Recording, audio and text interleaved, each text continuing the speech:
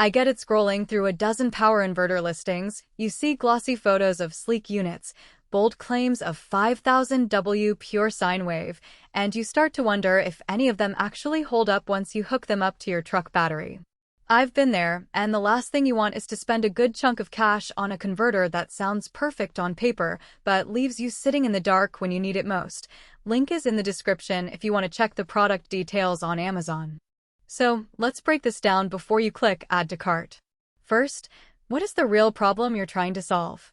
Most folks buying a high-capacity inverter are either on the road a lot or they're overlanders, delivery drivers, or they have a cabin that runs off batteries and needs a reliable bridge to standard household appliances.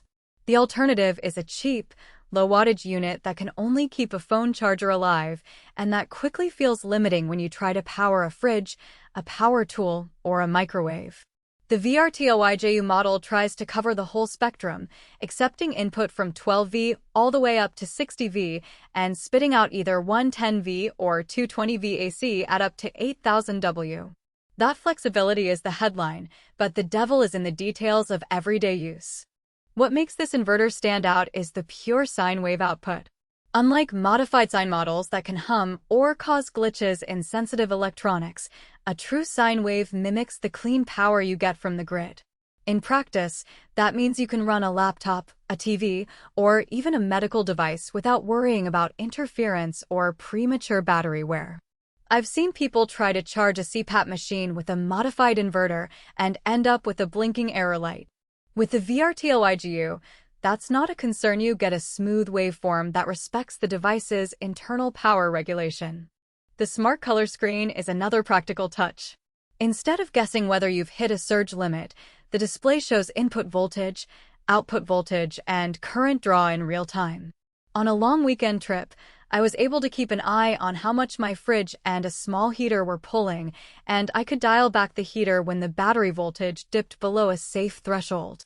It's not just a novelty. It's a safeguard that helps you avoid the dreaded shutdown that can happen if the inverter gets overloaded. Now, let's talk about the multiple protections. Overload, overtemperature, short circuit, and overvoltage protection are all built in. In the field, that translates to peace of mind. If you accidentally plug a high-draw tool while the battery is low, the unit will cut itself off before it fries your battery or starts a fire. That safety net is especially valuable for people who aren't electricians and might be wiring things on the fly. But there are trade-offs you need to weigh. The unit's capacity means it's not exactly pocket size.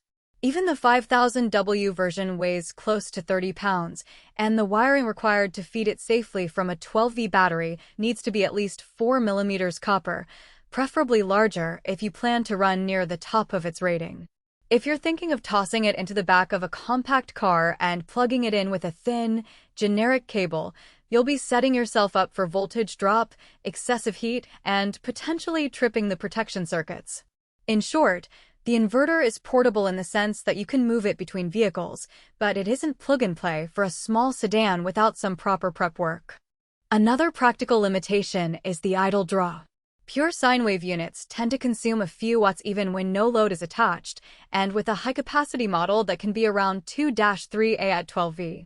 Over a 12-hour overnight camp, that adds up to a noticeable drain on a standard deep-cycle battery. If you're running a modest setup, say, lights and a phone charger, you might be better off with a lower wattage inverter that has a lower quiescent current. The VRTOIGU shines when you have a genuine high-power need, but the efficiency penalty shows when you're only running low-draw devices. Who should consider this inverter?